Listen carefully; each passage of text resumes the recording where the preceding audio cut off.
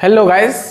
तो गाइस हमारा इलेक्ट्रोकेमिस्ट्री का नया लेक्चर और इस लेक्चर में हम डिस्कस करने वाले हैं कंडक्टिविटी ऑफ इलेक्ट्रोलिटिक सॉल्यूशन। ठीक है, तो बहुत इंपॉर्टेंट है। इसमें हम पढ़ने वाले हैं कंडक्टेंस से रिलेटेड कुछ जनरल टर्म्स, फिर हम देखेंगे मोलर कंडक्टिविटी और इक्विवेलेंट कंडक्टिविटी। बहुत इंपॉर्टेंट है। मोलर कंडक्टिविटी से आपका सवाल बनता है और वो दोनों में हम रिलेशन भी देख लेंगे। तो चलिए फटाफट स्टार्ट करते हैं। Yes, my name is Shankar गुरुम and you are watching O learning point. तो इस लेक्चर में हम देखेंगे इलेक्ट्रोलाइटिक सॉल्यूशन का हम कंडक्टिविटी देखेंगे। ठीक है, इलेक्ट्रोलाइट वगैरह यहाँ पर हम पढ़ रहे हैं, तो यहाँ पर बस इलेक्ट्रोलाइट का सब कहानी चलेगा। ठीक है, तो हेडिंग डालें कंडक्टिविटी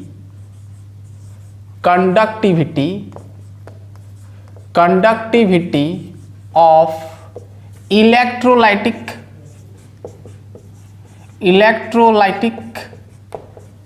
सॉल्यूशन। ठीक है, इलेक्ट्रोलाइट सॉल्यूशन का हम कंडक्टिविटी देखेंगे। कंडक्टिविटी मतलब कंडक्टिंग पावर आप कह सकते हैं। ठीक है, बहुत सारा हम यहाँ पर पहले तो हम देखेंगे कुछ बेसिक टर्म्स हम समझेंगे, जैसे आप फिजिक्स में पढ़े हो, रेजिस्टेंस, कंडक्टेंस, रेजिस्टिविटी, ये सब के बारे में थोड़ा बहुत डिस्कस कर लेंगे भाई, तभी आपको अच्छे से मोलर कंडक्टिविटी समझ में आएगा। तो सबसे पहले हम यहाँ पर कुछ जनरल टर्म्स के बारे में डिस्कस कर लेते हैं। ठीक है, तो ध्यान से देखना। जनरल टर्म्स, सबसे पहला टर्म हम समझेंगे। देखो यहाँ पर कई बार बोर्ड में आपका शॉर्ट क्वेश्चन भी बन जाता है। ठीक है, सबसे पहले हम देखेंगे रेजिस्टेंस क्या होता है। ठीक है, रेजिस्टेंस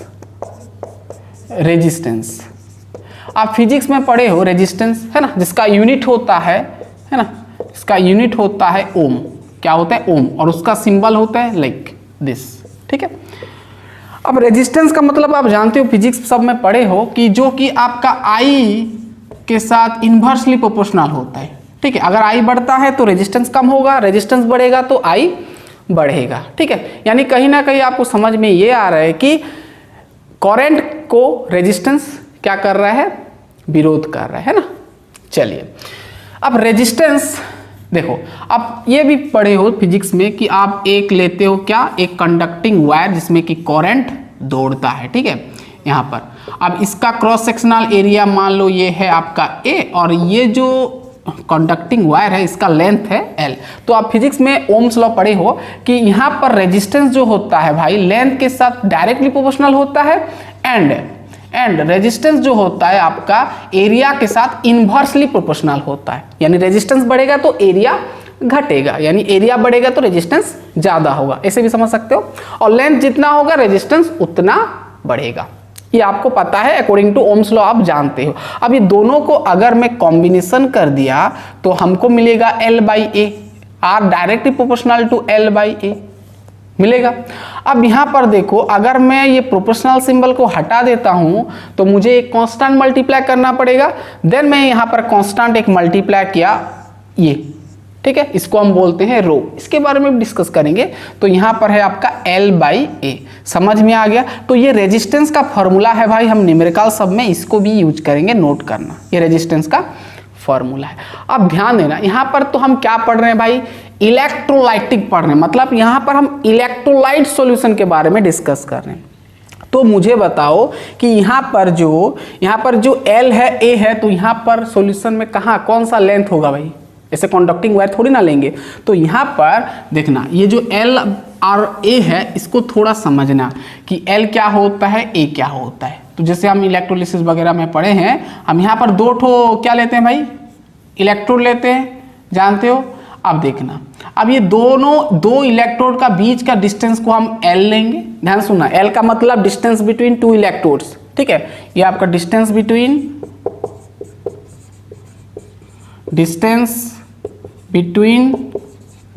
टू इलेक्ट्रोड्स। ठीक है, दो इलेक्ट्रोड बीच का डिस्टेंस है। और एरिया क्या है भाई? ए क्या है आपका? ये जो ईच इलेक्ट्रोड का क्या एरिया ऑफ ईच इलेक्ट्रोड कह सकते हैं, है ना, एरिया ऑफ ईच इलेक्ट्रोड।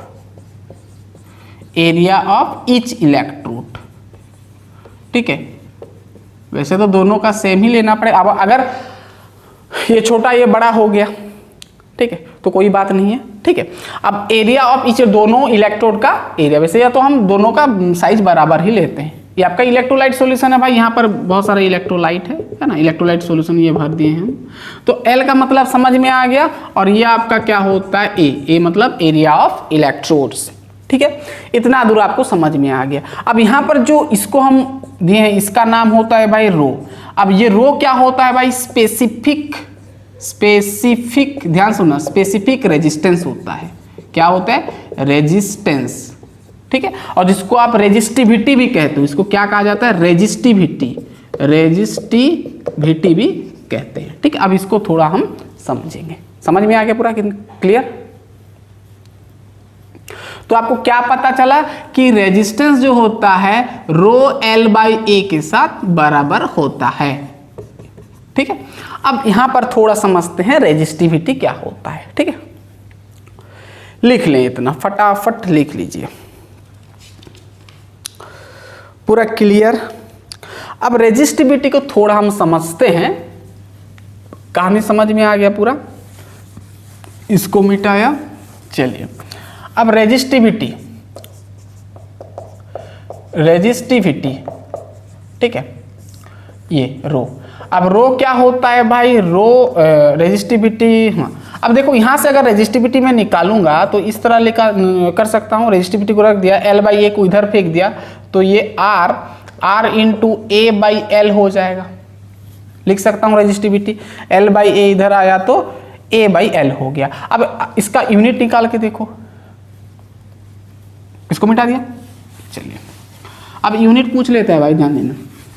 अब यूनिट क्या होगा देखो तो, अब इसका यूनिट होगा, देखो रेजिस्टेंस का यूनिट ओम होता है, ठीक है, इसका ओम होगा, इसका यूनिट देखो, ठीक है, ओम होगा। एरिया आपका होता है सेंटीमीटर स्क्वायर, या तो फिर मीटर स्क्वायर ले सकते हो, मैं सीजीएस में कर रहा हूं, है ना।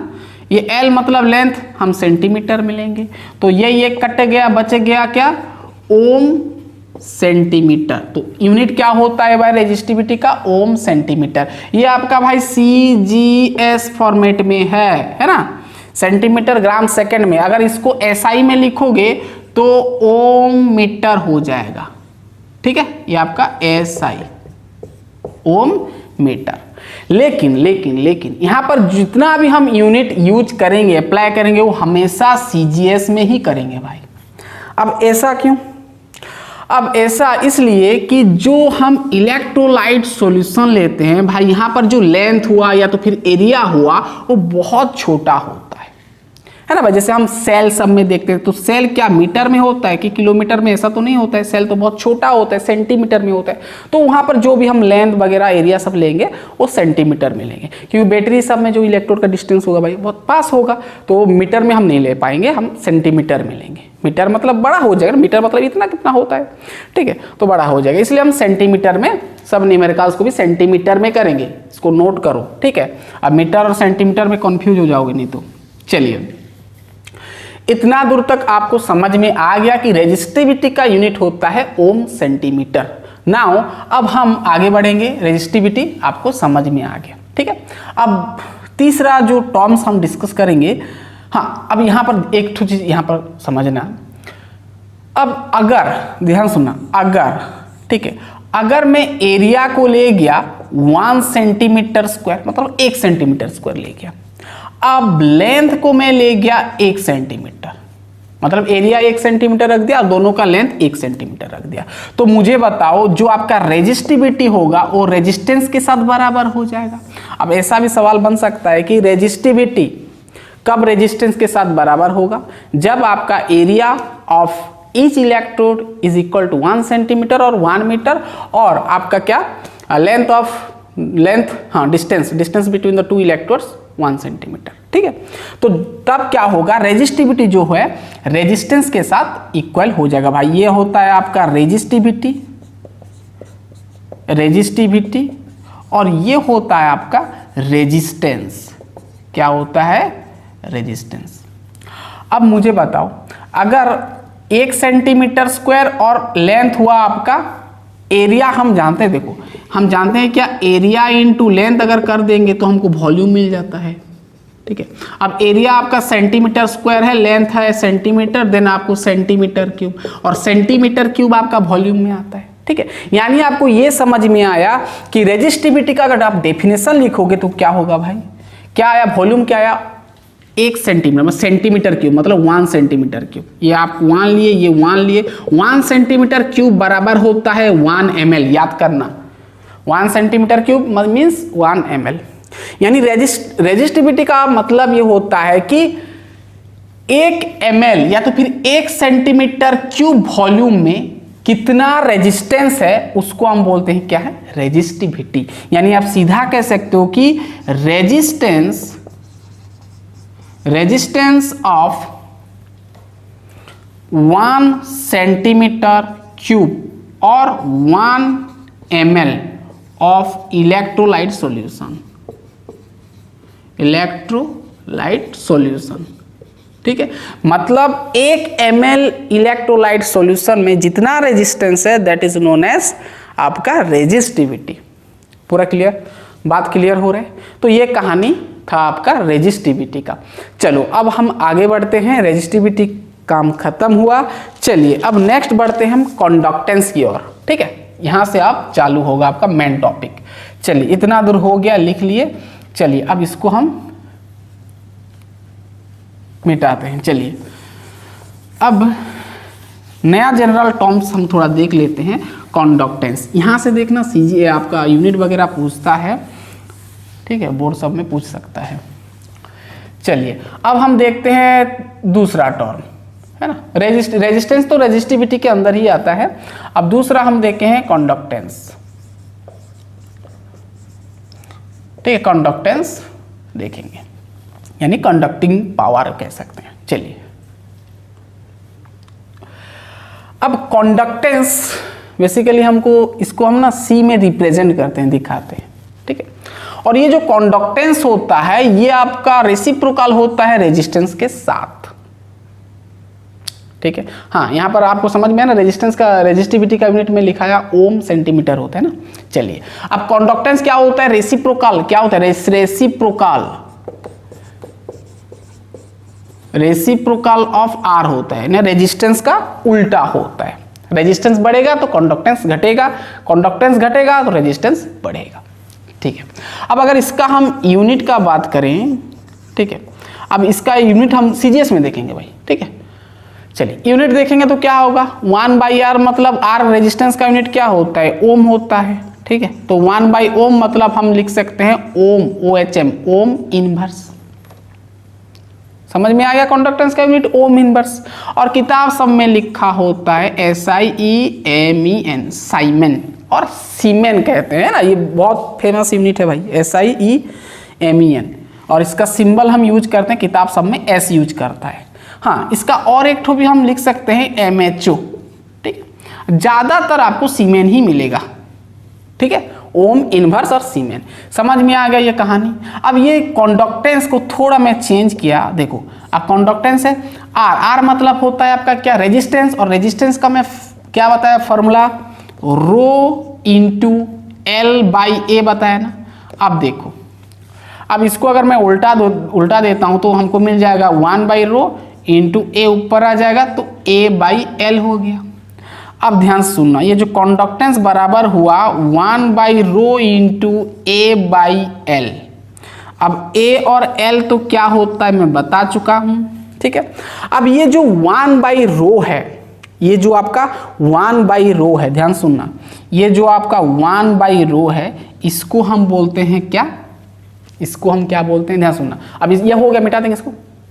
चलिए कंडक्टेंस चल रहा है, चलिए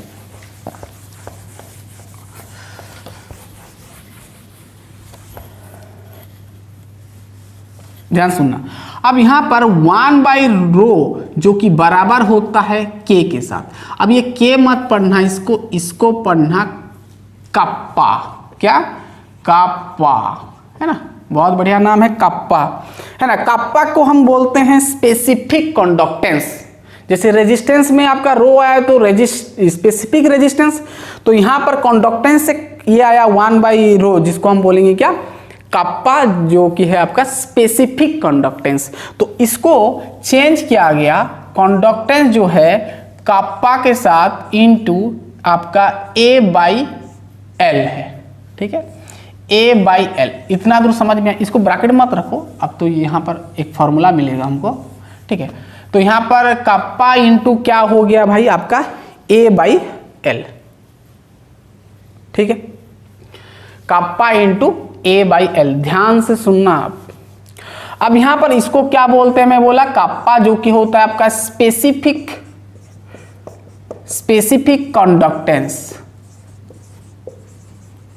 कंडक्टेंस, ठीक है, स्पेसिफिक कंडक्टेंस, और इसको बोलते हैं कंडक्टिविटी, बहुत इंपॉर्टेंट है कंडक्टिविटी।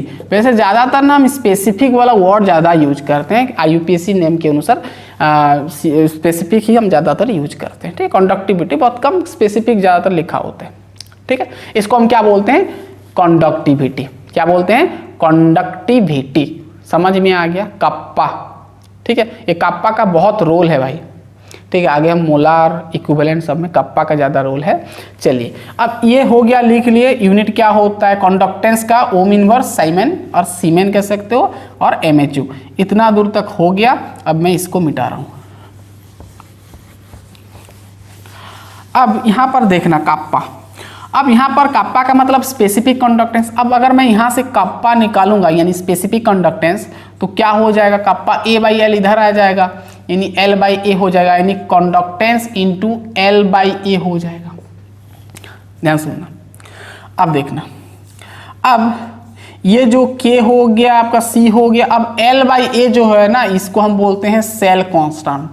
अब थोड़ा मेहनत करो भाई, ये सब नाम याद कर लो, ठीक है। इसको हम क्या बोलते हैं, cell constant, L/A, length by area. इसको हम क्या बोलते हैं, सेल कांस्टेंट। क्या बोलते हैं, सेल कांस्टेंट। समझ में आ रहा है, पूरा क्लियर, पूरा क्लियर। यानी C मतलब आपका क्या होता है, यानी आपको समझ में आया कि कप्पा यानी आपका क्या, स्पेसिफिक कंडक्टेंस का फॉर्मूला होता है कंडक्टेंस इनटू सेल कांस्टेंट। ये भाई याद करो, ये बहुत ही इंपॉर्टेंट, सब सवाल में इसको हम यूज करेंगे। वैसे ज़्यादा सवाल नहीं आता है इसमें, मोल आगे जब हम करेंगे, ये लेक्चर में ज़्यादा सवाल नहीं आएगा, फिर भी इसको नोट करो, ठीक है। कप्पा का फॉर्मूला क्या है, कंडक्टेंस इनटू सेल कांस्टेंट। समझ में आ गया, समझ में आ गया, पर क्लियर। कप्पा होता है आपका स्पेसिफिक कंडक्टेंस। क्या होता है, स्पेसिफिक कंडक्टेंस, याद करो। और ये जो आपका होता है कंडक्टेंस मतलब 1/R बिठाओगे न्यूमेरिकल्स में, और सेल कांस्टेंट मतलब L/A बिठाओगे, ठीक है। L/A मतलब सेल कांस्टेंट। अब ध्यान सुनना, अब यहां से देखो, अब स्पेसिफिक अगर कंडक्टेंस का यूनिट पूछ लिया तो कैसे निकालोगे भाई, यहां से निकाल सकते हो, कप्पा का यूनिट निकाल सकते हो ना। चलिए, अब यूनिट ऑफ कप्पा का देख लेते हैं, यूनिट क्या आता है। अब इसका यूनिट देखो, अब इसका यूनिट देखें तो कंडक्टेंस का यूनिट क्या होता है, अभी मैं बताया, रेजिस्टेंस का उल्टा होता है, यानी ओम इनवर्स होता है, ठीक है, ओम इनवर्स। अब लेंथ आपका क्या है, सेंटीमीटर, नीचे है आपका, अरे भाई लेंथ मतलब सेंटीमीटर, और एरिया मतलब सेंटीमीटर स्क्वायर।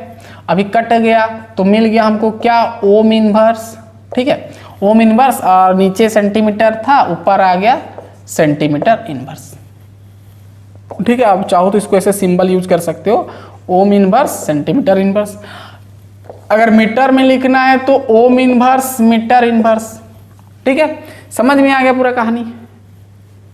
तो कप्पा का यूनिट क्या होता है भाई, ओम इनवर्स सेंटीमीटर इनवर्स। इतना दूर तक बात क्लियर है, पूरा क्लियर। चलिए, ओम इनवर्स सेंटीमीटर इनवर्स ज़्यादातर हमको देखने को मिलेगा। यूनिट पूछ सकता है भाई कप्पा का, स्पेसिफिक कंडक्टेंस का।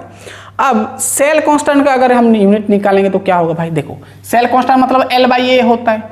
अब L क्या है आपका, लेंथ यानी सेंटीमीटर होगा, और A मतलब एरिया मतलब सेंटीमीटर स्क्वायर, यानी कट गया तो सेंटीमीटर इनवर्स मिल जाएगा, और मीटर इनवर्स कह सकते हो, ठीक है। कहानी समझ में आ गया? तो इतना दूर तक पूरा समझ में आ गया आपको। चलिए अब लिख लें, इतना लिख लें, पहले लिख लें भाई, आराम से लिखें, ये सब बहुत इंपॉर्टेंट है, तो ये यूनिट वगैरह सब देख के जाना। चलिए अब आगे थोड़ा देखते हैं, अब कप्पा का थोड़ा कहानी समझते हैं। दिख रहा है? नोट कर लें।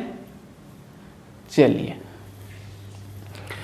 अब ये जो, इसको मिटा दें। चलिए अब ये जो कप्पा है, यानी जिसको हम बोलते हैं स्पेसिफिक कंडक्टेंस।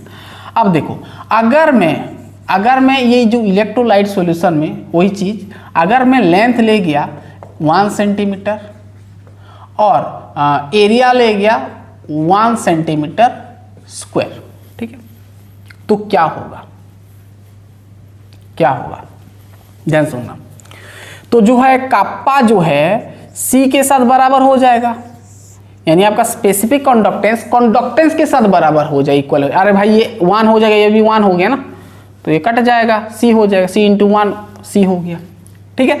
यानी अगर आप इलेक्ट्रोलाइट सॉल्यूशन में डिस्टेंस बिटवीन 2 इलेक्ट्रोड्स 1 सेंटीमीटर रख देते हो और एरिया ऑफ ईच इलेक्ट्रोड्स रख देते हो 1 सेंटीमीटर स्क्वायर, देन आपका कप्पा जो है इक्वल टू हो जाएगा कंडक्टेंस के साथ। यानी कप्पा का डेफिनेशन आप क्या लिख पाओगे भाई?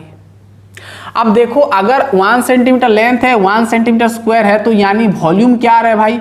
वॉल्यूम क्या आ रहा है? 1 सेंटीमीटर क्यूब आ रहा है, जिसको हम बोलते हैं 1 ml। यानी क्या, इसका मतलब क्या समझ में आ रहा है कि 1 सेंटीमीटर, ध्यान सुनो, 1 सेंटीमीटर क्यूब वॉल्यूम में जितना कंडक्टेंस है, जितना कंडक्टेंस होगा आयंस का, यानी इलेक्ट्रोलाइट का, कितना वॉल्यूम में?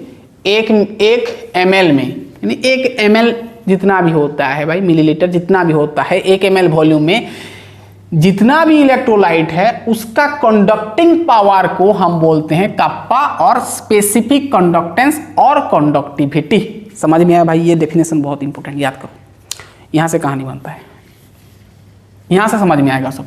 अब देखो, इसको मिटाया, अब यहां से कहानी बनेगा मोलार कंडक्टिविटी। ध्यान सुनना। अब कप्पा का डेफिनेशन हमको समझ में ये आया कि कंडक्टिंग और कंडक्टेंस लिखो ना, conductance of all the ions in solution में, है ना, इन सॉल्यूशन में, all the ions in conductance of all the ions in solution present in 1 ml। 1 ml को आप 1 सेंटीमीटर क्यूब भी कह सकते हो। इन 1 ml और 1 centimetre cube conductance of all the ions present in 1 ml, present in 1 ml of electrolytic solution लिख दो, of electrolytic solution.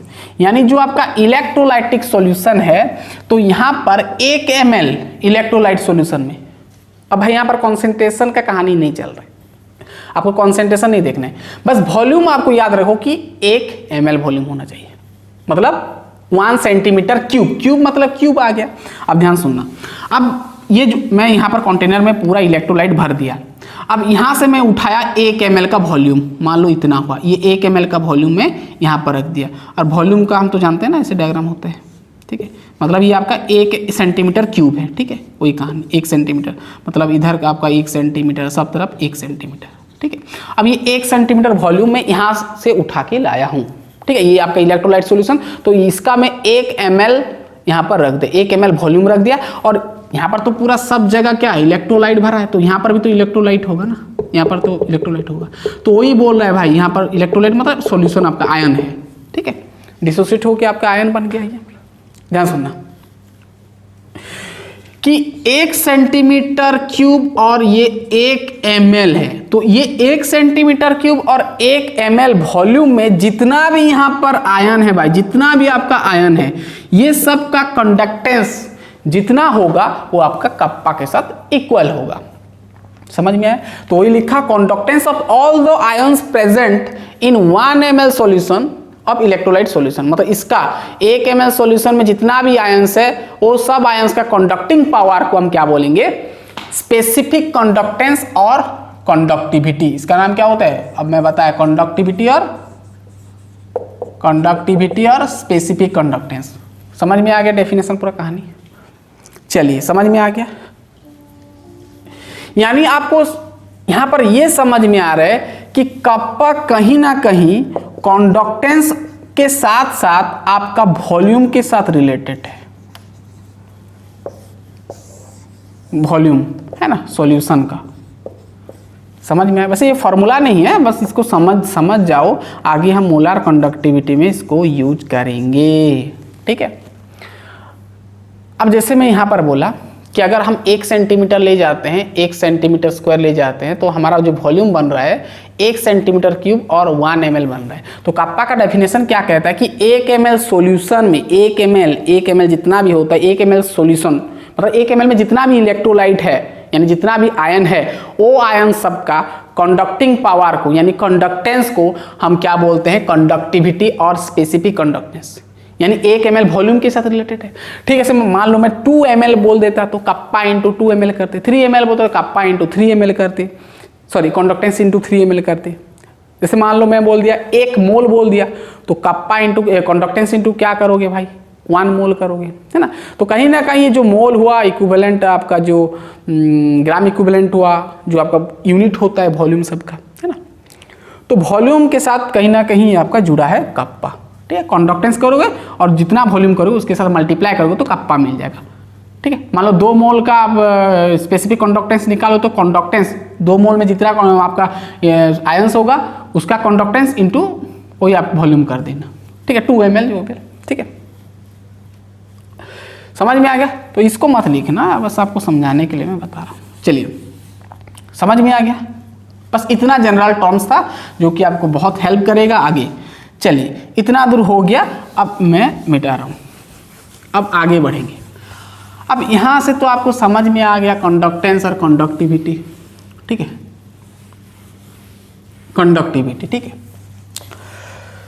अब कप्पा क्या होता है, कंडक्टिविटी। लेकिन अब ये जो कंडक्टिविटी में थोड़ा दिक्कत है भाई। अब देखो कैसे, अब जो कंडक्टिविटी का डेफिनेशन में आपको क्या बताया कि आपके पास एक क्या है, सॉल्यूशन है, इलेक्ट्रोलिटिक सॉल्यूशन है, वहाँ से आप 1 ml उठा के लाए। 1 ml में जितना भी आपका इलेक्ट्रोलाइट आयन जितना भी है भाई, उसका कंडक्टेंस को आप क्या बोले, स्पेसिफिक कंडक्टेंस यानी कप्पा बोले। ठीक है, अब देखना कहानी, वो आप क्या बोले, कप्पा बोले। लेकिन कप्पा डिपेंड करेगा कॉन्सेंट्रेशन में भाई, ध्यान सुनना। अब डिपेंड तो नहीं करेगा, देखो अब समझो, अब हम नया टॉपिक देखने वाले। मान लो ये एक कंटेनर है, ये एक कंटेनर है, ठीक है। ये कंटेनर में मैं हाई कॉन्सेंट्रेशन रख दिया, ठीक है, कोई भी सॉल्यूशन, मान लो NaCl है, NaCl रख दिया। तो यहां पर अगर मैं 1 ml को उठाऊं, यहां पर पूरा इलेक्ट्रोलाइट भर दिया भाई, ये इलेक्ट्रोलाइट भर दिया, और यहां पर भी 1 इलेक्ट्रोलाइट भर दिया, और यहां पर मैं 4 ठो बस आयन रख दिया, 5 ठो रख दिया, 6 ठो रख दिया, चलो 6 ठो रख दिया। ठीक है, ये हाई कॉन्सेंट्रेशन। अब मैं यहां पर ले रहा हूं लो कॉन्सेंट्रेशन, यानी आपका NaCl का लो कॉन्सेंट्रेशन, मतलब 1 ml में कम होगा। मान लो यहां पर 4 ठो है, ठीक है, अब 4 ठो है भाई। अब यहां पर कप्पा का जो वैल्यू होगा डिफरेंट होगा भाई, कप्पा का वैल्यू यहां पर कुछ होगा, यहां पर कुछ होगा, और यहां पर भी कप्पा का कुछ होगा, अलग अलग होगा भाई। क्यों होगा, क्योंकि यहां पर हाई कॉन्सेंट्रेशन है भाई, 1 मोल। वैसे तो दोनों का वॉल्यूम भाई 1 मोल ही है, दोनों का वॉल्यूम 1 मोल है, बट कॉन्सेंट्रेशन में डिफर आ गया।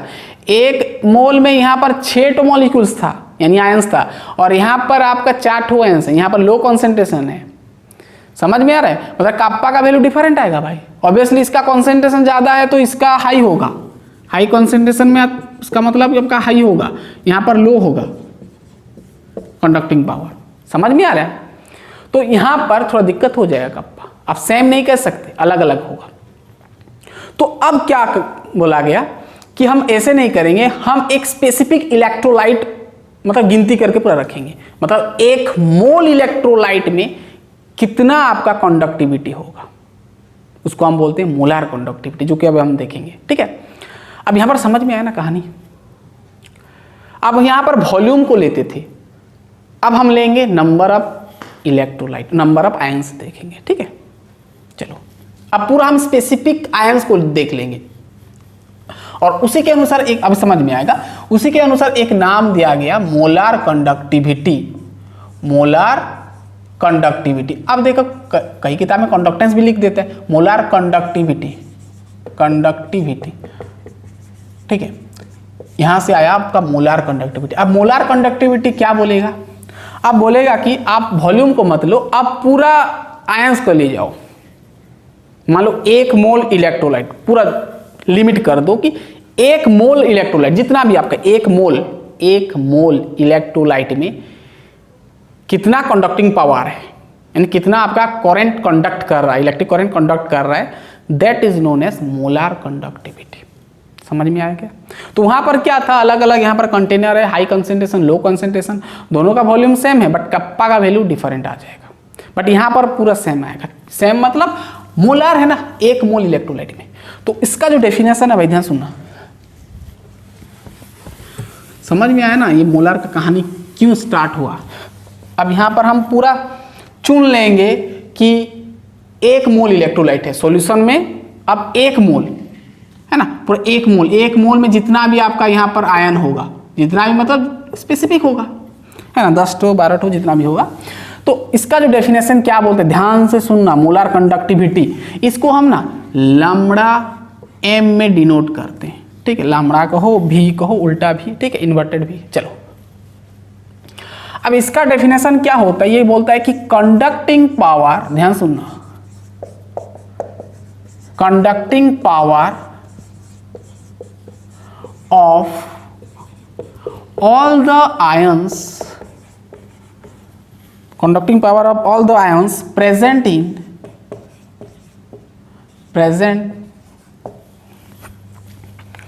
in 1 mole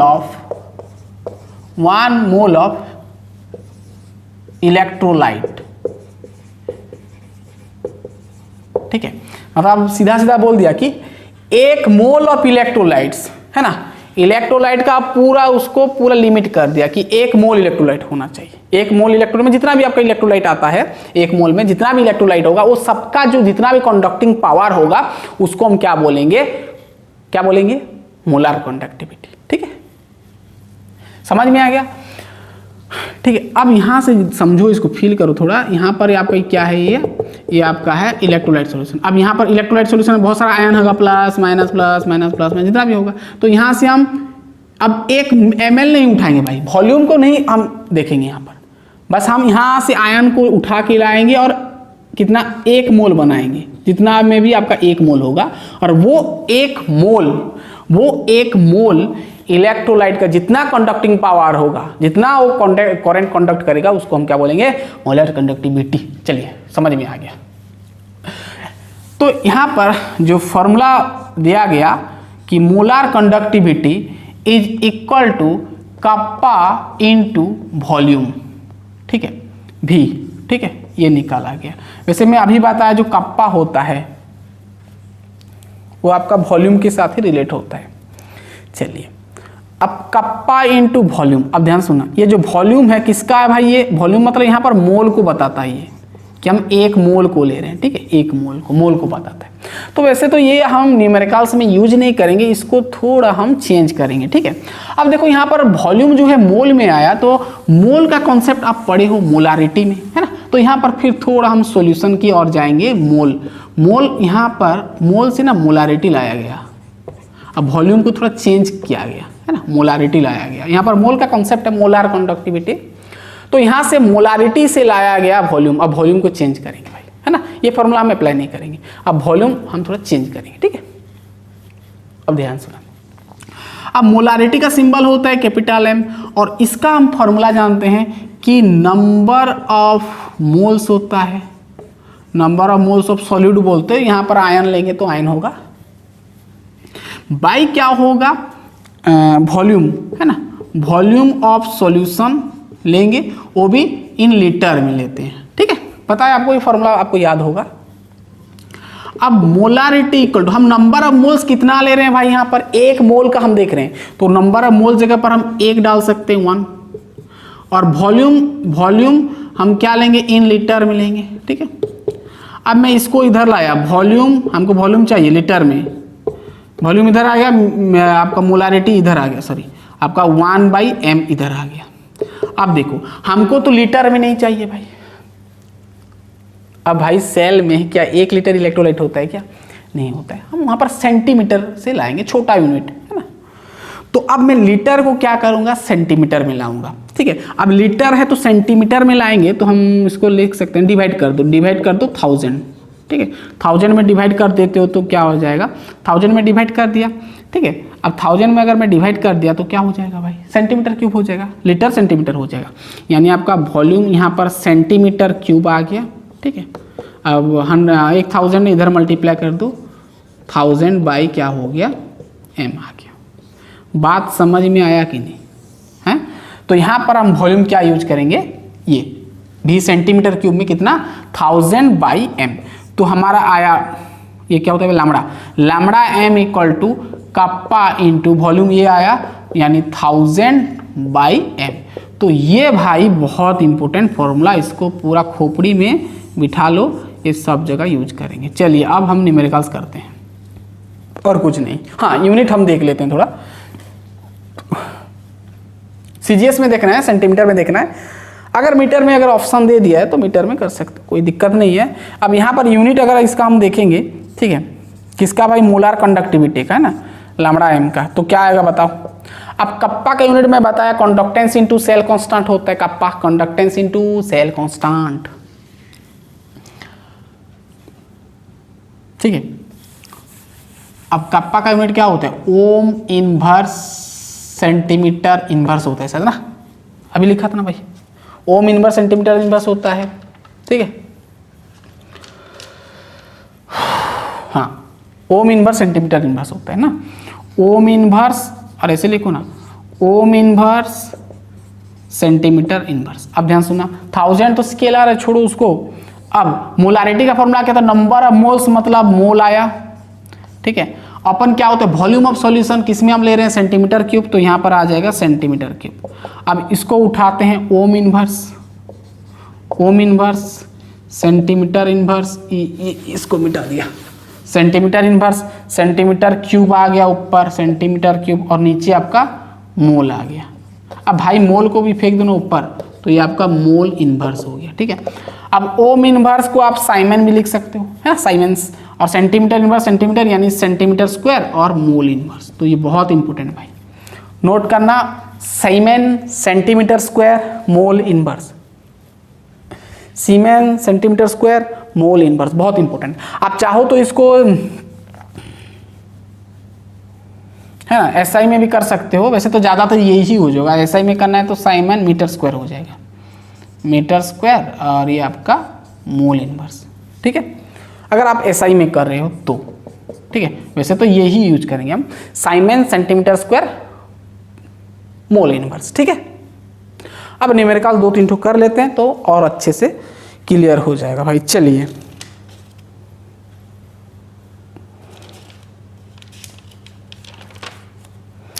चलिए एक हम सीबीएसई बोर्ड का सवाल ले जाते हैं, चलिए इतना पहले लिख लें फटाफट।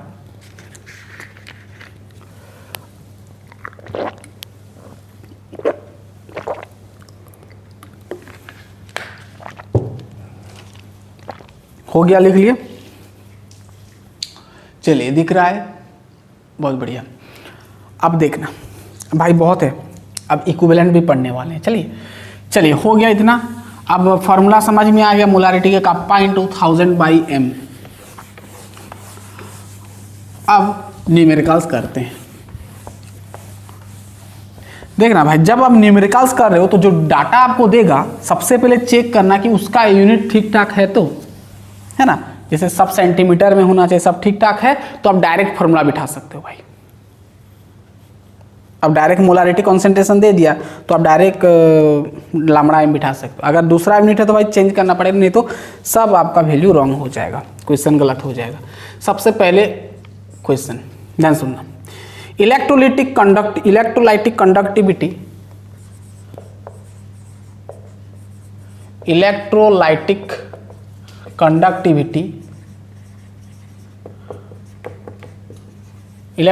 कंडक्टिविटी ऑफ 0.30 मोलारिटी दे दिया, सॉल्यूशन ऑफ पोटासियम क्लोराइड दे दिया एट रूम टेम्परेचर 298 केल्विन दे दिया, ठीक है, इज 3.72 इंटू 10⁻², एक्चुअल में ये -2 होगा ना, -2 है, ठीक है, -2, कैलकुलेट और कैलकुलेट, ठीक है, calculate its molar conductivity. Molar conductivity आपको निकालना है। समझ में आ गया पूरा कहानी? आपके पास एक KCl का सॉल्यूशन है, इलेक्ट्रोलाइट सॉल्यूशन, और उसका मोलारिटी भाई दे दिया इतना m दिख गया, मतलब समझ है ना मोलारिटी। अब हम क्या जानते हैं भाई, lambda m equal to kappa into 1000/m, सीधा से सब यूनिट सही है कि नहीं देख लो पहले, सब यूनिट सही है भाई। अब ये देखो ये, हाँ, इलेक्ट्रोलाइटिक कंडक्टिविटी, अब सॉल्यूशन यहाँ पर यूनिट छोड़ दिया है ना, यूनिट लगेगा भाई, यूनिट आपका है साइमन सेंटीमीटर, हाँ कप्पा का, कंडक्टिविटी बोला है ना, इलेक्ट्रिक कंडक्टिविटी मतलब कप्पा, कप्पा का यूनिट क्या होता है, साइमन पर सेंटीमीटर, साइमन पर सेंटीमीटर है ना, और ओम इनवर्स सेंटीमीटर इनवर्स, ठीक है, पूरा क्लियर बात, इतना दूर तो पूरा ठीक है। चलिए बहुत बढ़िया, अब हम सॉल्यूशन करेंगे। अब देखो सबसे पहले तो मोलारिटी दे दिया ना भाई, 0.30 मोलारिटी दे दिया, अब कप्पा का वैल्यू भी दे दिया 3.72 इंटू 10⁻² सीमेन पर सेंटीमीटर। अब क्या दिया, टेम्परेचर वगैरह यहाँ पर यूज नहीं करेंगे, अब सीधा सीधा बिठाओ तो हमको मिल गया lambda m equal to kappa into 1000/m करना है, तो कप्पा का वैल्यू है आपका 3.72 इंटू 10⁻²। अब यूनिट वगैरह को छोड़ो, लास्ट में डायरेक्ट लैम्बडा m का यूनिट आपको याद है होगा, वही लिख देना, ठीक है। अगर याद नहीं आया तो सब यूनिट बिठा सकते हो, ठीक है, मैं डायरेक्ट कर रहा हूँ। तो यहाँ पर ये हो गया, अब ये देखो इसको मैं मिटाया, अब देखो, अब 1000 को मैं 10⁻³ लिख सकता हूँ, 10⁻³ मोलारिटी कितना दिया है 0.30, अब 3.72 इंटू 10⁻³ से 2 गया 1 हो गया, यानी 1 हो गया, और नीचे 0.30। अब इसको अगर आप कैलकुलेशन करते हो तो आपका लगभग आएगा 124 है ना, Simon centimetre inverse, sorry Simon centimetre square mole inverse, ठीक है। पूरा कहानी समझ में आया, पूरा समझ में आया, पूरा क्लियर, पूरा क्लियर। चलिए बहुत इजी है भाई, ये आपका CBSE बोर्ड में आया था, है ना, 2003 का है, CBSE बोर्ड 2003 का आया हुआ सवाल है। चलिए इसको नोट डाउन करें और एक तो सवाल देख लेते हैं, वैसे सब कर सकते, कोई दिक्कत नहीं है, यहाँ से सवाल बनता है वक्त कम, ठीक है।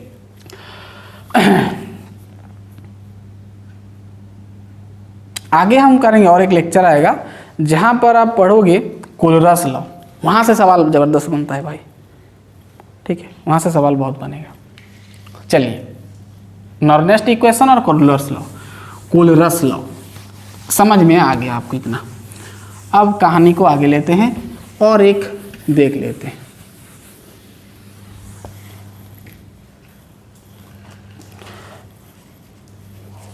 चलिए, वैसे तो क्वेश्चन बहुत सारा बन सकता है, मैं 2-3 ठो बस प्रैक्टिस करवा दूंगा। The measured resistance of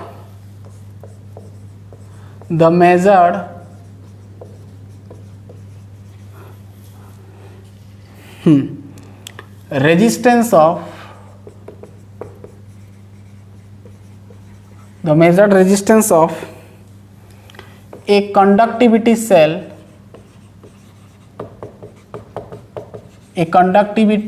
cell containing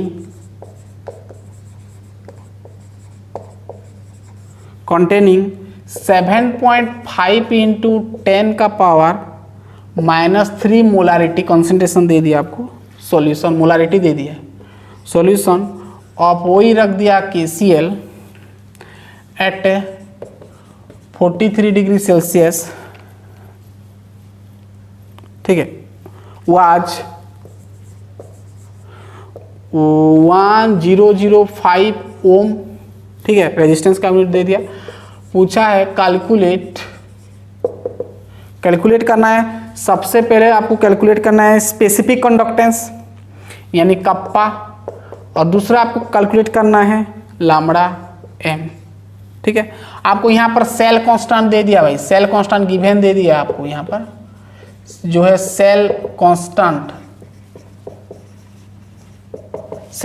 आपको दे दिया है 1.25 पर सेंटीमीटर, ठीक है, यूनिट होता है पर सेंटीमीटर। चलिए फटाफट खुद से ट्राई करें, बहुत आसान है, खुद से ट्राई करें,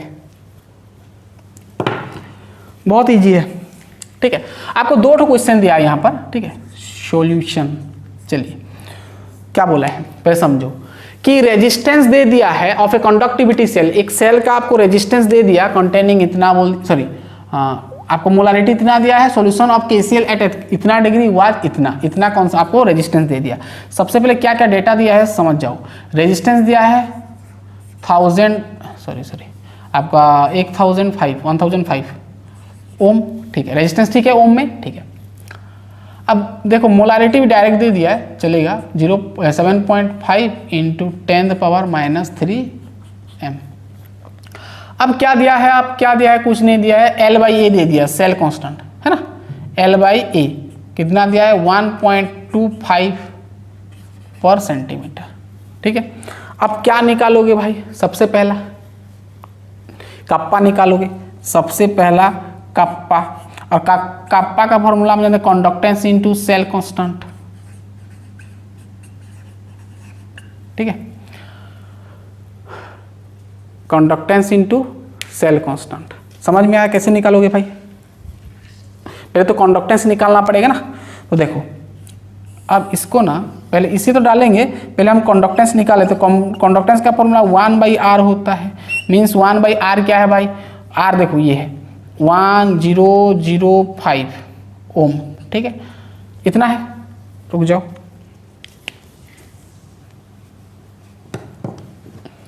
ठीक है, चलिए 1005 ओम, ठीक है, ये आपका कंडक्टेंस आ गया। अब भाई डायरेक्ट डाल दो ना, तो यहाँ पर कप्पा का जो वैल्यू मिलेगा 1/1005 ohm into cell constant value दे दिया 1.25, ठीक है। यूनिट वगैरह मैं छोड़ रहा हूँ, यूनिट सब सही है ना, सेंटीमीटर सब ठीक ठाक है, तो कोई दिक्कत नहीं। अब इसको अगर आप कैलकुलेशन करते हो तो आएगा 1.2, ठीक है, मैं आगे से निकाल लिया हूँ 1.244 इंटू 10⁻³ आएगा, है ना, और कप्पा का यूनिट लिख देना ओम इनवर्स सेंटीमीटर इनवर्स, ठीक है। समझ में आ गया, ये मिल गया पहला वाला केस, ये मिल गया। अब दूसरा वाला केस आपको पूछा है लैम्बडा एम, फॉर्मूला होता है कप्पा इंटू 1000/m।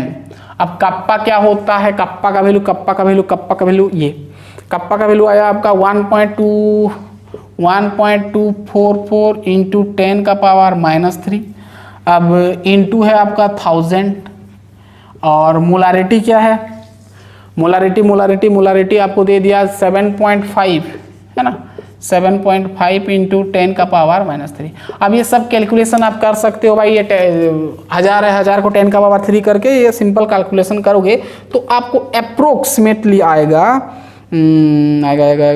अब डायरेक्ट तो इसको काटोगे ना, चलो अब कितना आएगा 165.87 अप्रोक्स आएगा ohm inverse centimetre square mole inverse. समझ में आ गया? तो बहुत ही इजी सवाल है, ठीक है, कोई दिक्कत नहीं यहाँ पर। चलिए समझ में आ गया। चलिए ये 2 सवाल किया। चलिए अब हम, ये तो हो गया हमारा मोलार कंडक्टिविटी का कहानी। अब हम देखते हैं और एक टॉपिक वही कंडक्टिविटी से रिलेटेड है, वही कहानी, वही हमको बस यहाँ पर वॉल्यूम थोड़ा चेंज करना है। अब आएगा आपका ग्राम इक्विवेलेंट। इतना हो गया, लिख लें इतना लिख लें, फिर नेक्स्ट टॉपिक देखेंगे।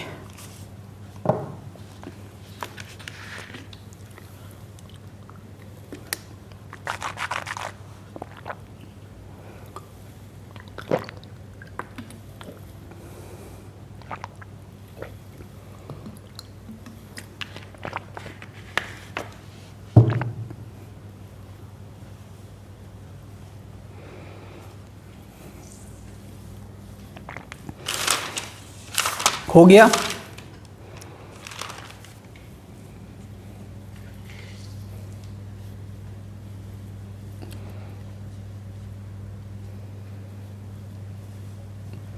मोलर कंडक्टेंस खत्म। अब हम नया और एक टॉपिक देखेंगे, इक्विवेलेंट कंडक्टेंस और कंडक्टिविटी कह सकते हो, कंडक्टेंस लिख दो ना, ठीक है। इक्विवेलेंट कंडक्टेंस लिखिए,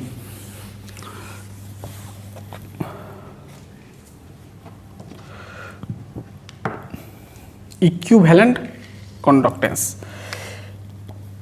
ठीक है। 2 number, B number, equivalent conductance, ठीक है। इसको हम देते हैं lambda E.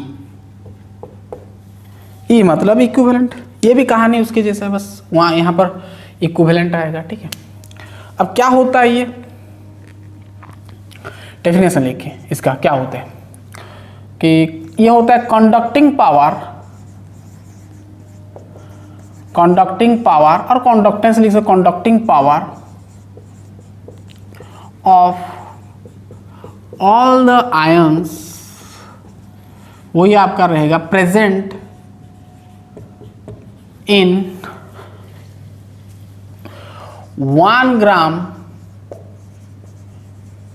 Equivalent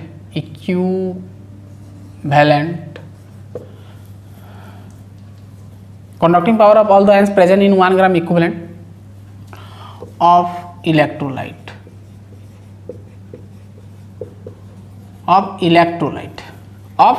electrolyte in solution लिख सकते हो, ठीक है। अब इतना दूर आपको समझ, बस यहाँ पर क्या है, मोल जगह पर क्या है, ग्राम इक्विवेलेंट है ना। तो वही कहानी हम लिख सकते हैं कि सॉरी क्या होता है, लैम्बडा इक्विवेलेंट, है ना, इक्विवेलेंट ई लिख दो, इक्वल टू क्या होगा भाई, कप्पा इंटू वॉल्यूम, और वॉल्यूम क्या लेंगे हम, इक्विवेलेंट में लेंगे, ग्राम इक्विवेलेंट में, ठीक है। अब ठीक है, ऐसे यहाँ पर इक्विवेलेंट का कॉन्सेप्ट आया, यानी नॉर्मालिटी से हम वॉल्यूम लाएंगे, है ना। हम जाएंगे सीधा अब नॉर्मालिटी की ओर। नॉर्मालिटी सॉल्यूशन में पढ़ चुके हैं हम लोग, चलिए। नॉर्मालिटी n होता है, तो नॉर्मालिटी का फॉर्मूला क्या होता है, नंबर ऑफ, है ना, ग्राम इक्विवेलेंट बाय क्या होता है, वॉल्यूम इन, किसमें भाई, लीटर में लेते हैं ना। चलो वही कहानी हम करेंगे, n हो गया, नंबर ऑफ ग्राम, यहाँ पर 1 ग्राम ले रहे हैं भाई, 1, ये क्या होता है, इक्विवेलेंट कंडक्टेंस का मतलब क्या होता है ना, 1 ग्राम इक्विवेलेंट इलेक्ट्रोलाइट का जितना कंडक्टिंग पावर होता है उसको हम बोलते हैं इक्विवेलेंट कंडक्टेंस, ठीक है। कहानी समझ में आ गया। अब वॉल्यूम हम लेंगे, हाँ वॉल्यूम तो आपका लीटर में होगा, अब सेंटीमीटर में बनाएंगे, इसको फेंको उधर, तो वॉल्यूम इन लीटर में, ठीक है। 1 बाई आपका हो गया नॉर्मालिटी, अब लीटर में तो क्या करेंगे, 1000 मल्टीप्लाई कर दें, सेंटीमीटर बन जाएगा, है ना।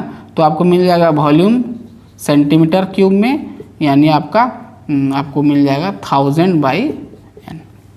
अब ये वॉल्यूम को यहाँ पर डालेंगे, ठीक है। अब यहाँ पर हमको जो रिजल्ट मिलेगा, equivalent conductance equal to kappa into 1000 by क्या हो जाएगा, n हो जाएगा, ठीक है। तो ये बहुत इंपॉर्टेंट फॉर्मूला, इसको भी नोट डाउन कर लो, ठीक है ना।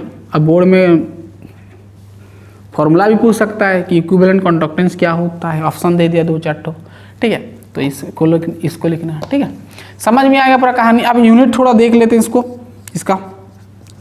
अब यूनिट क्या होता है, कप्पा का यूनिट होता है ओम इनवर्स सेंटीमीटर इनवर्स। ये तो स्केलर है, छोड़ो। नॉर्मलिटी का नंबर ऑफ ग्राम इक्विवेलेंट भाई, ग्राम इक्विवेलेंट यानी ग्राम इक्विवेलेंट हम ऐसे लिखते हैं, और इक्विवेलेंट ग्राम भी लिख सकते हो, ग्राम इक्विवेलेंट।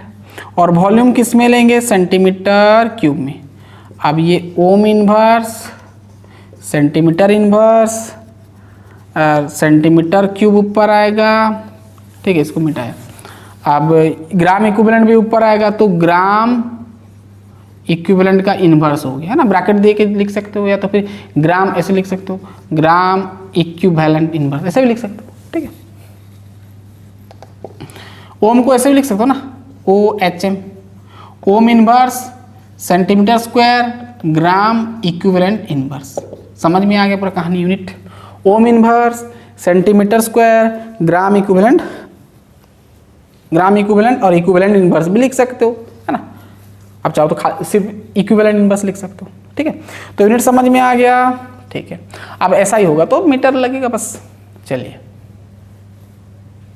अब हम एक न्यूमेरिकल इसका कर लेते हैं, ठीक है।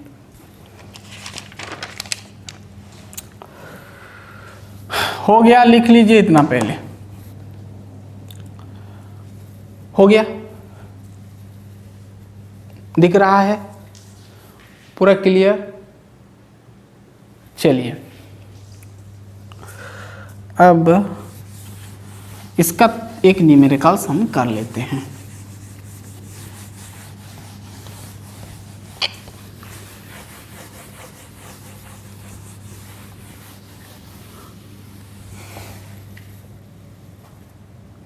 चलिए एक number numericals.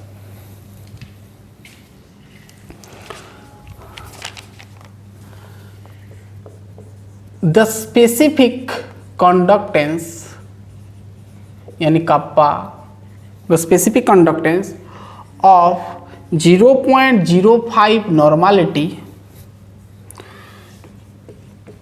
Solution of an electrolyte, solution of an electrolyte at room temperature means 298 Kelvin, sorry, is दे दिया 0.002 साइमन पर सेंटीमीटर, कप्पा का unit. Calculate the equivalent conductance. क्या बोला है? आपको निकालना है कैलकुलेट द इक्विवेलेंट कंडक्टेंस, ठीक है। बहुत इजी है।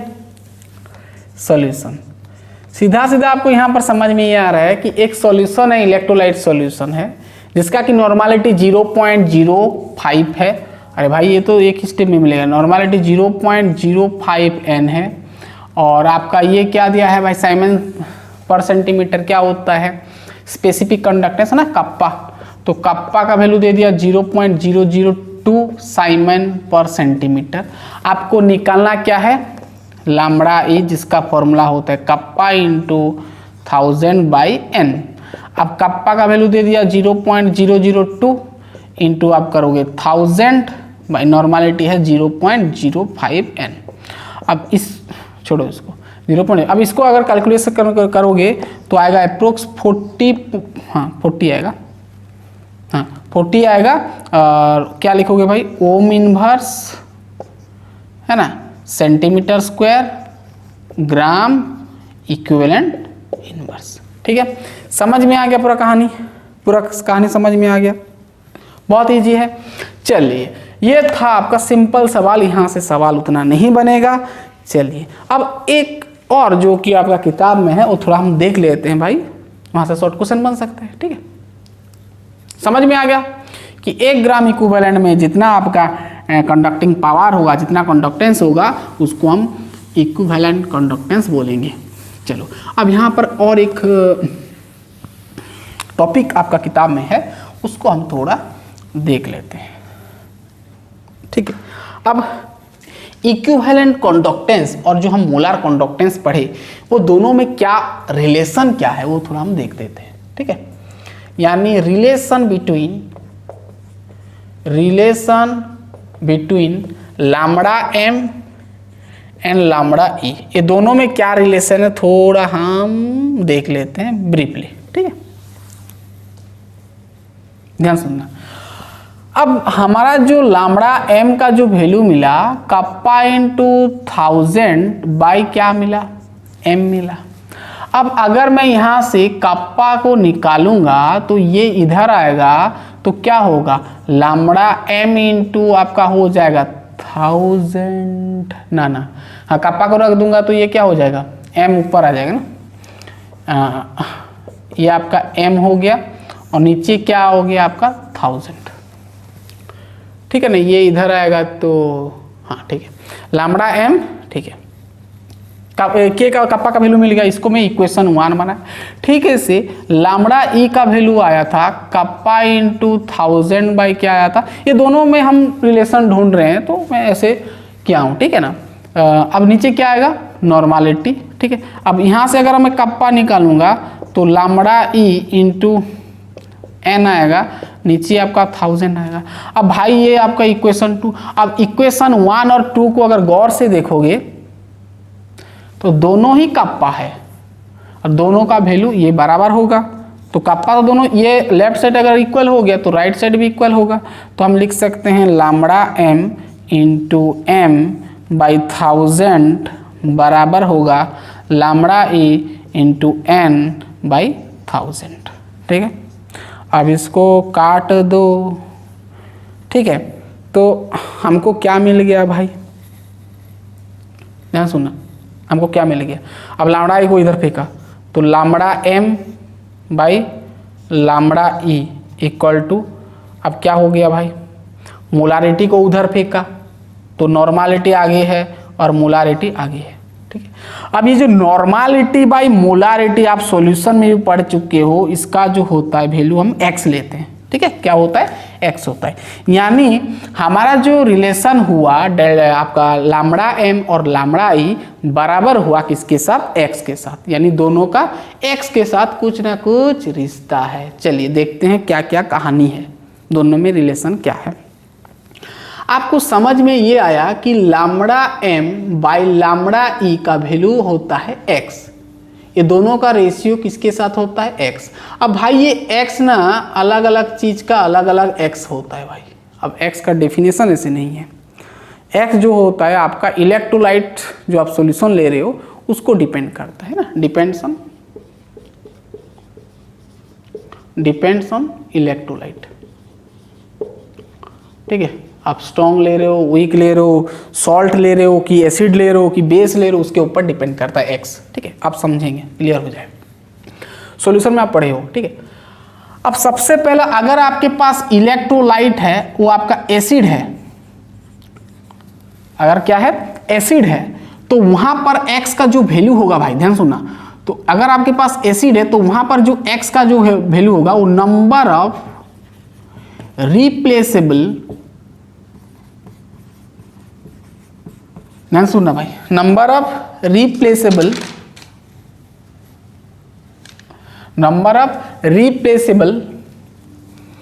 ऑफ H प्लस आयन होगा, ठीक है, H प्लस आयन होगा। कितना number of H plus ion क्या हो रहा है, रिप्लेस हो रहा है, उसको हम क्या बोलेंगे, X, उतना आपका X होगा। और इसको हम बेसिसिटी भी बोलते हैं, क्या बोलते हैं, बेसिसिटी। अब अगर आपके पास इलेक्ट्रोलाइट सॉल्यूशन जो है वो आपका बेस है, क्या है, बेस है, तो बेस कंडीशन में आपको क्या देखना है कि नंबर ऑफ रिप्लेसेबल ऑफ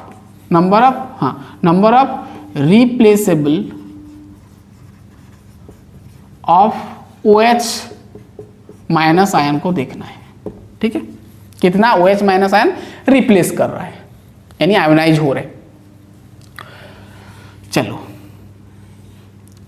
अब अगर आपके पास मान लो सॉल्ट है, जैसे लाइक NaCl हो गया, सॉल्ट अगर आपके पास, आप इलेक्ट्रोलाइट में सॉल्ट डाले हो तो वहां पर X क्या होगा, वहां पर आपको ये देखना है कि टोटल नंबर ऑफ, हाँ ये बेस जो है इसको हम बोलते हैं एसिडिटी, उल्टा होता है भाई, एसिड में अगर देख रहे हो तो बेसिसिटी होता है, जितना H प्लस हो उसका बेसिसिटी है, और जितना OH माइनस जाएगा उतना आपका एसिडिटी होगा। सॉल्ट में टोटल नंबर आप देखते हो, टोटल नंबर ऑफ कैटायन है, टोटल नंबर ऑफ कैटायंस देखते हो, टोटल नंबर ऑफ क्या देखते हो भाई, कैटायंस देखते हो और प्लस चार्ज देखते हो, ठीक है ना। Total number of positive charge देख दो, total number of positive charge देखना है ऑन कैटायन का, ठीक है। सॉल्ट में जो भी आपका कैटायन होगा उसका total number of positive charge देख के आपको लिख देना है जैसे जैसे। अब आपको अच्छे से क्लियर होगा, इसको मिटा दिया। चलिए, तो रिलेशन भाई आपको समझ में आ गया कि lambda m by lambda e का रिलेशन होता है x। अब x का कहानी में बताया कि अगर आपके पास इलेक्ट्रोलाइट है, एसिड, देन आपको देखना है कि कितना H प्लस आयन रिप्लेस हो रहा है, यानी आयोनाइज हो रहा है। और अगर बेस है तो कितना OH माइनस आयन रिप्लेस हो रहा है। अगर सॉल्ट है तो पॉजिटिव चार्ज कैटायन का देखना है। चलो, जैसे मैं यहाँ पर एग्जांपल दिया NaOH। अब सबसे पहले आपको समझना पड़ेगा कि NaOH सोडियम हाइड्रोक्साइड आपका होता है सॉल्ट। क्या होता है? सॉल्ट। तो सॉल्ट में क्या देखना होता है भाई? Total number of positive. अब यहाँ पर तो हम जानते हैं NaOH डिसोसिएट होके Na प्लस बनाता है और OH माइनस बनाता है, तो यहाँ पर total number of positive charge 1 है, 1 है, ठीक है। तो यहाँ पर आपका lambda m by lambda e का वैल्यू होगा, x का बदला क्या होगा? 1 लिखोगे। Total number of positive charge on cation, positive charge 1 है तो 1 हो गया।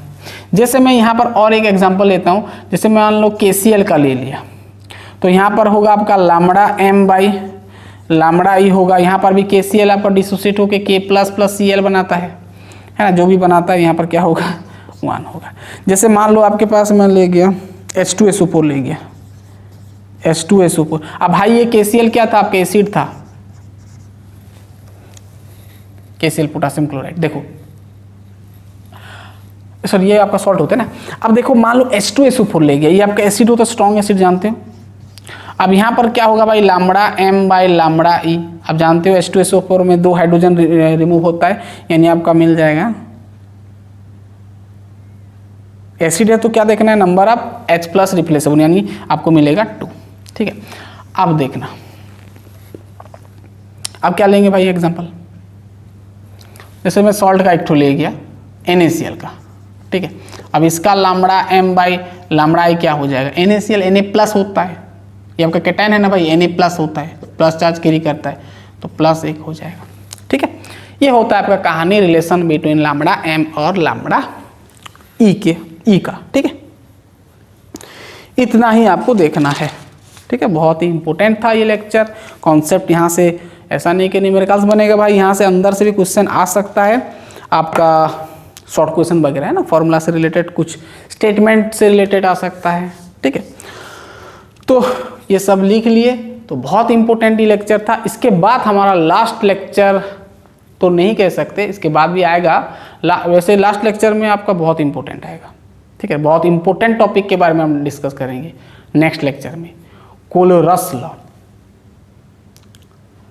अब यहाँ से बहुत इंपॉर्टेंट लेक्चर चालू होगा, यहाँ से मतलब एक ही लेक्चर में कवर कर देंगे, ठीक है। एक लेक्चर में बहुत बड़ा होगा, वो 2 घंटा करीब हो जाएगा। तो वहाँ पर हम यहाँ पर क्या देखें, सब कंडक्टेंस के बारे में डिस्कस किया ना। कंडक्टेंस में आपका रेजिस्टेंस, रेजिस्टिविटी सब इन्वॉल्व था, मोलार कंडक्टेंस, इक्विवेलेंस सब यहाँ पर इन्वॉल्व था। तो अब ये जो कंडक्टेंस होता है इलेक्ट्रोलाइट में, तो किस किस फैक्टर को डिपेंड करता है, कौन कौन सा फैक्टर को डिपेंड करता है, यानी factor affecting the conductance on electrolyte हम नेक्स्ट लेक्चर में पढ़ेंगे। और उससे रिलेटेड आएगा भाई आपका कोलोरस लॉ। कोलोरस लॉ बहुत इंपॉर्टेंट, बहुत इंपॉर्टेंट, ठीक है। तो चलिए फटाफट नेक्स्ट लेक्चर में मिलते हैं, तब तक के लिए पढ़ाई करते रहिए। All the best.